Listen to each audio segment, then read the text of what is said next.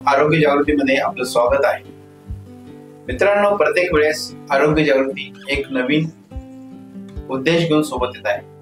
अशातच आमच्या सोबत आज आहे जनार्दन नवसरे साहेब, जे वाळूज बजाज नगरहून आलेले आहेत आणि पतंजली योग समितीचे ते वाळूजचे अध्यक्ष आहेत. त्याचबरोबर ते मीडिया प्रभारी आहेत. त्यांच्या माध्यमातून आपण योग बद्दल आपण बोलणार आहोत. योगा केल्याने शरीरात कसं आपण निरोगी राहू शकतो, स्वास्थ्य भारत बनण्यासाठी त्यांचं एक अभियान सुरू आहे.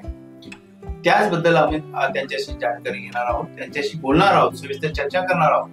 का योगाबद्दल आज लोकांमध्ये गैरसमज असो किंवा अवेअरनेस नाही, म्हणजे जनजागृती नाही, याकरता त्यांनी एक मोठं अभियान उचललेलं आहे. पूर्ण भारतात त्यांचं म्हणजे योग समितीतर्फे जे कार्य चालू आहे खरंच कौतुकास्पद आहे.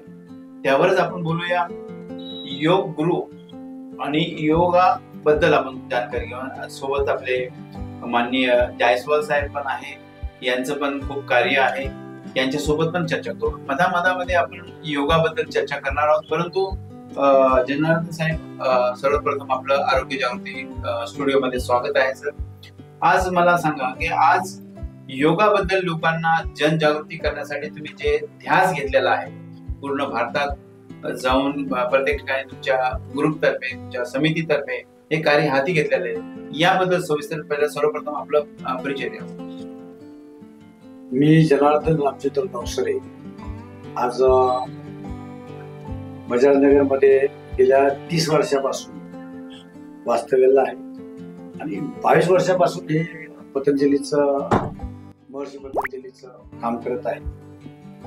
साहेबांनी विचारलं आता की योगाविषयी तुम्ही काय सांगाल आणि त्याची व्याप्ती काय आहे.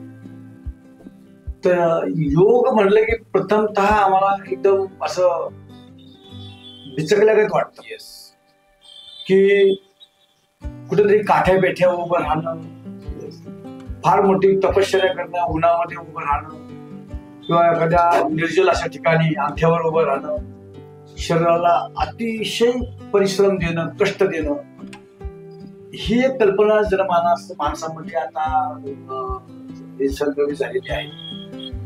तर खऱ्या अर्थाने योगाची परिभाषा सरळ साधी सांगितली आहे. योग म्हणजे जोडा, टू जॉईन. मग कुठं जोडायचंय, कशासाठी जोडायचं आहे? हे शरीर आणि आत्मा याचा संयोग समाधीचा आनंद घेण्यासाठी केलेला हा प्रयत्न. इसवी सन पूर्व महर्षी पतंजलींनी हा अभ्यास आम्हाला सांगितलेला आहे. तो आता कुठेतरी लुप्त होत होत होत होत होत आता काळाची गरज. आजकाल ह्या कलियुगामध्ये माणसाचं मानसिक स्वास्थ्य खूप ढासळलेलं आहे. तो चिंताग्रस्त असा झालेला आहे की त्याला काय करावं काय नाही संभ्रमात पडलेला आहे. करिअरच्या नादामध्ये आयुष्य निघून जात आहे आणि अचानक अशा दुर्धर आजाराला, तो गंभीर अशा आजाराला बळी पडत आहे. मग काय करायचं, अशा वेळेला काय करायचं, तो मार्ग शोधतो. मग कोणी त्याला सांगतात अरे योग कर, असं कर, तसं कर. तर त्याला विशेषतः त्याला योगाविषयी श्रद्धा निष्ठा बसत नाहीये. परंतु आज स्वामी रामदेवजी महाराजांच्या माध्यमातून आज योगाचं जे महत्व आहे की जनमानसामध्ये स्वामीजींनी आज खूप मोठं काम चाललेलं आहे आणि हे कामातलेच आम्ही एक सेवक आहोत.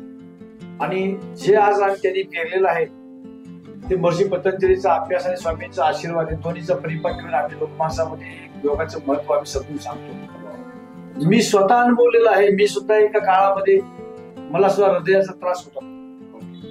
2011ला माझी एन्जिओप्लास्टी झाली. 2004 पासून मी स्वतः योग करतोय. परंतु आहारामध्ये तेलकट अतिरिक्त खाण्यात आल्यामुळं किंवा वायू प्रदूषण आहे, पाण्याचे प्रदूषण आहे, अनन्य मानसिक टेन्शन आहे, कंपनीतलं वातावरणातलं जे आहे प्रदूषण आहे, या सगळ्याचा कुठेतरी आम्हाला इफेक्ट जाणवावा लागतो आणि मी जाणवला. आणि मग संकल्प केलाय की ही योगाची काळ धरायला पाहिजे, योग केला पाहिजे.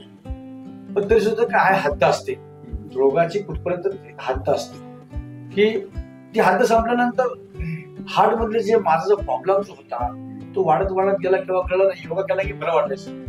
शेवटी एक स्टेजला आलं की ते ब्लॉकेजेस झाले आणि माझी 2011 एंजिओप्लास्टी झाली. मग संकल्प केला की माझ्यावरती जर आज ही वेळ आलेली आहे तरी कुणावरती नाही यायला पाहिजे.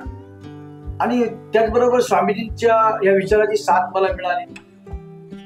ह्या स्वामीच्या विचारामध्ये असंख्य लोक जमा झाली आणि मी लोकांमध्ये ही जनजागृतीचा संकल्प केला आणि निशुल्क संकल्प केला आणि मी ह्या कार्यामध्ये उभा राहिलो. आणि 2011 जे स्वामीजींचं आंदोलन दिलेलं झालं त्या तिथं सुद्धा मला जाण्याचा योग आला. 2007ला स्वामीजी इथं औरंगाबादला आले. त्यावेळेला स्वामीजींना कोणीतरी सांगितलं, तेव्हा मी स्वामीजीशी जोडलेलं नव्हतं, पण मला कोणीतरी सांगितलं पद्धतीने तुम्ही योग करता, हे स्वामी रामदेवजीचंच कार्य आहे, तुम्ही असं असं वगैरे वगैरे.